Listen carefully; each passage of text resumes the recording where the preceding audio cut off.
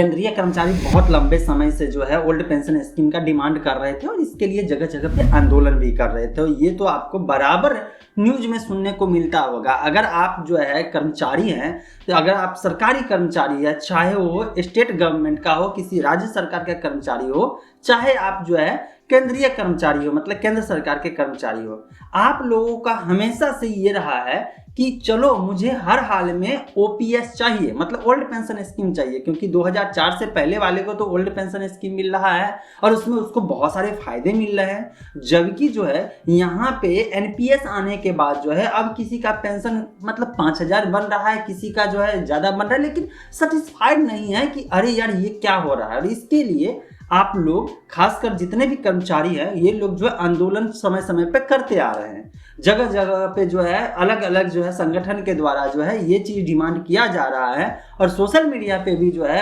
मुहिम छिड़ा गया कि नहीं, मुझे अब जो है ओपीएस दिया जाए, ओल्ड पेंशन स्कीम दिया जाए, एक सोशल सिक्योरिटी दिया जाए कि रिटायरमेंट के बाद जो है मुझे कम से कम जो इतना पैसा मिलना चाहिए। और ये सरकार जो है इस चीज को देखते देखते जो है अब जो है नया चीज लाई है, जिसका नाम ओपीएस न रख करके इसको जो है यूपीएस रख दिया है। अब कहेंगे यार यूपीएस का मतलब हुआ यूनिफाइड पेंशन स्कीम। अब इसमें क्या है, इसमें कुछ चीजें जो है ओपीएस से कॉपी कर लिया गया है, कुछ चीजें जो है मान लीजिए जितने भी लोग जो है कर्मचारी हैं, इनकी समस्या को देखते हुए जो डिमांड था उस चीज को इसमें ऐड कर दिया गया है। जैसे एक फिक्स्ड पेंशन अमाउंट तो हर हाल में मिलना चाहिए। मतलब क्या मतलब, ये हो गया कि आप कोई भी मतलब अगर कर्मचारी हैं और कितना भी समय काम किए हुए हैं, लेकिन हर हाल में मिनिमम जो है 10,000 रुपये महीना तो पेंशन आएगा ही आएगा। बहुत ऐसे कर्मचारी हैं जिनकी ये शिकायत हो गई कि मेरा जो है पेंशन 10,000 से कम मिल रहा है, इस पेंशन को लेके अभी महंगाई के दौर में क्या करूंगा।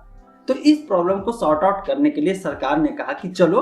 यूपीएस में एक और चीज जोड़ दिया जाए कि अगर कोई भी टाइम पीरियड हो, लेकिन अगर काम किए हुए कर्मचारी है तो हर हाल में पेंशन के रूप में मिनिमम तो 10,000 रुपया मिलेगा ही मिलेगा। लेकिन यहाँ पे ओपीएस की तरह जो है एक और चीज दिया गया जिसका डिमांड हमेशा से होता रहा कि आपको जो है जो सैलरी मिल रहा है उसका 50% मिलना चाहिए। लेकिन कौन से सैलरी का, ऐसे नहीं कि कुछ भी कह लीजिए और कुछ भी सरकार मान लेगी। यहाँ पे सरकार के तरफ से ये इंट्रोड्यूस किया गया और अप्रूव्ड किया गया है यूनिफाइड पेंशन स्कीम में कि अगर आप जो है 25 साल कंटिन्यूअस काम कर लिए हैं तो ऐसे में आपके रिटायरमेंट के समय 1 साल के एवरेज बेसिक पे जो होगा उसका 50% जो है आपको पेंशन के रूप में मिलेगा। ध्यान दीजिएगा, फिर से एकदम शार्पली इस चीज को ध्यान दीजिएगा कि आप जिस समय रिटायर करेंगे